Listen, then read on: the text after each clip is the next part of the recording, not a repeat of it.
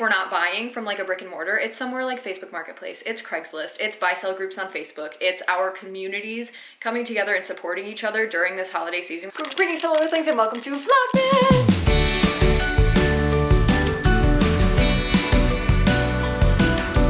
So for Halloween, Rylan was really excited about the fact that she got microwavable popcorn.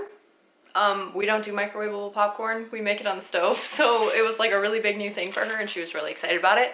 Forgot about it until yesterday, and then decided she wanted to save some for her little elf to have, which was super cute. So the elf untied herself and then came into the kitchen and helped herself to a little snack last night, which, you know, that is what it is. So kitchen's a mess as per usual, making bread this morning. I'm having a little bit of a hard time, not gonna lie. Things for me usually get weird around my birthday. And like I said in the last video, I had a birthday. So like, and it's not the fact that I'm like getting older, I really don't care about that, but for some reason it's like, if I'm not already in the seasonal depression funk, I get into the seasonal depression funk, you know what I mean? So like, that's what I'm dealing with right now. Going to do a red light therapy session. I'm gonna hope that it helps, because to be completely honest with you, I haven't used it in a couple days, and I think that might be why I'm feeling the way that I'm feeling. I don't know though. I don't know, we'll see. What's up? Ugh. You running too hard? You having fun? Yeah. Yeah. Oh, thanks, buddy. So which one has the J sound? Which one starts with a J? I think this. Say that. What is that? A wagon. A wagon. Does wagon sound like J? No. So what is the other one we said? Juice. Juice. Is that J? Yeah. Where's the stove? Where's the stove? The table can be the stove. Time for your not so motivational talk. Just kidding. The holidays can be really hard for a lot of people. And they can be hard for a lot of people for a lot of different reasons. But the biggest one, I think, around this specific holiday is like family issues and like everything that comes along with that, right? Because we all have an ideal growing up about like what we want our lives to be like. Oh, we want a big family. We want everybody to get together for Christmas. And it's just, you know, this whole big fun thing, right? The realization that that's not your reality can hit differently for different people. Sometimes you're, you know, going to the family's houses and you're trying and you're making an effort and you're doing all the things and it's still just not working out. And that's okay. You're making the effort. If the effort serves you, if you feel good about trying, then awesome, keep doing that. But know that you're living in a reality that you wish could be different. Maybe trying to communicate those things with the people that you're with could be helpful.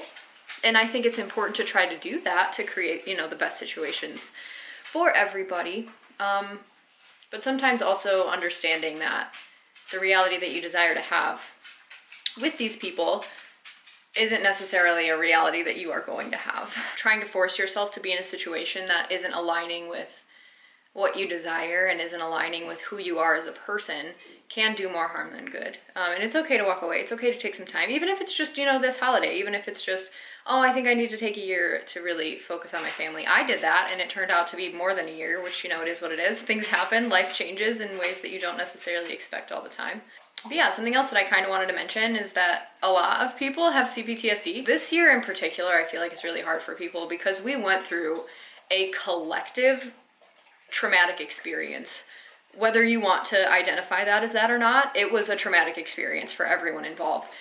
Nationwide, especially those who had to receive the thing that they didn't necessarily want to receive in order to keep things like their jobs, their livelihoods.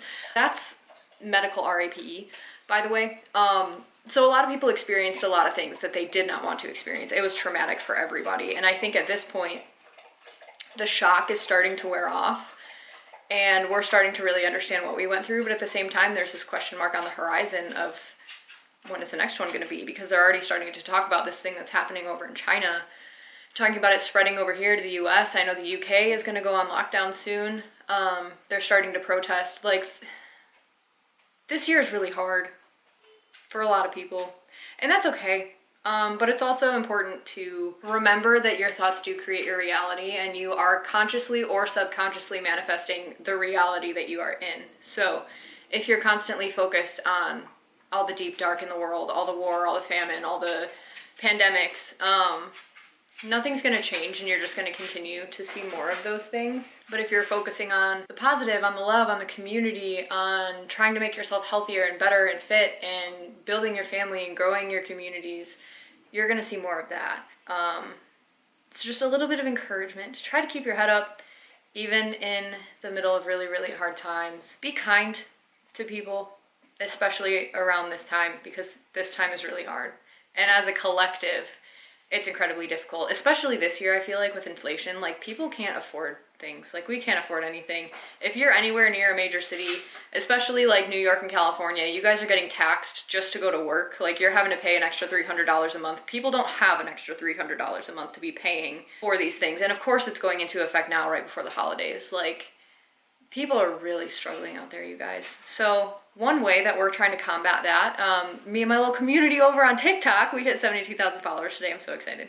One way that we are combating the whole corporate greed of this holiday season is we're not shopping corporate. We're not shopping big box stores. We're not buying gifts from anywhere but a mom and pop shop. If we're not buying from like a brick and mortar, it's somewhere like Facebook Marketplace, it's Craigslist, it's buy-sell groups on Facebook, it's our communities coming together and supporting each other during this holiday season, which is really, really hard for a lot of us. So if you're looking for something in particular that you want to get maybe your kid or your boyfriend or your husband or whatever, go onto Facebook Marketplace or go onto a buy-sell group in your area on Facebook and just ask if anyone is looking to get rid of that specific item. If you can't find it on Facebook Marketplace or Craigslist or something like that, chances are people will have an extra bike sitting in their garage that they've been thinking about getting rid of that you can buy for really cheap off of them to give to your son for Christmas. Like there are so many options. There are so many options. So that's what we're doing this year, and it's not that we can't afford to buy things new at this point, which is really, really cool. We just don't want to. We just don't want to support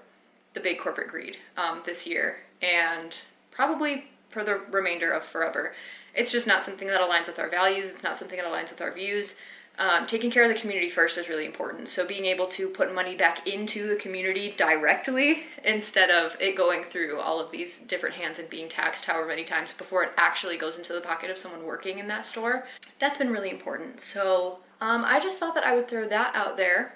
There might be, you know, some stuff coming up with a pneumonia-like illness and an antibiotic shortage as well. So be prepared. I'm going to be talking a little bit about like holistic remedies for those things. But if you guys want to start by making your own oregano oil, I would encourage you to do so. Super easy. Just throw a bunch of dried herbs into a jar, cover it with oil, put a top on it, put it in a cabinet for about 3 to 6 weeks. In about 3 to 6 weeks, you will have a natural antibiotic that won't destroy the good bacteria in your body. That stuff is amazing. Growing up, my mom used to put a couple drops in boiling water, and we would just lean over and breathe in the steam when we were kids. That's how we got rid of a lot. I had bronchitis like every year, twice a year. I'm really blessed to have like a little bit of a basis of holistic knowledge just from growing up with it. I don't know if I have much more for today's video. Like, I've just been in a weird place. Like I said, it happens usually around my birthday every year anyway, but like for some reason this year, I don't know. There's something different. And like timelines are shifting for sure. Mercury's going into retrograde. We're entering the age of Aquarius once again after regressing back into Capricorn, which was just an absolute nightmare. Good things are coming.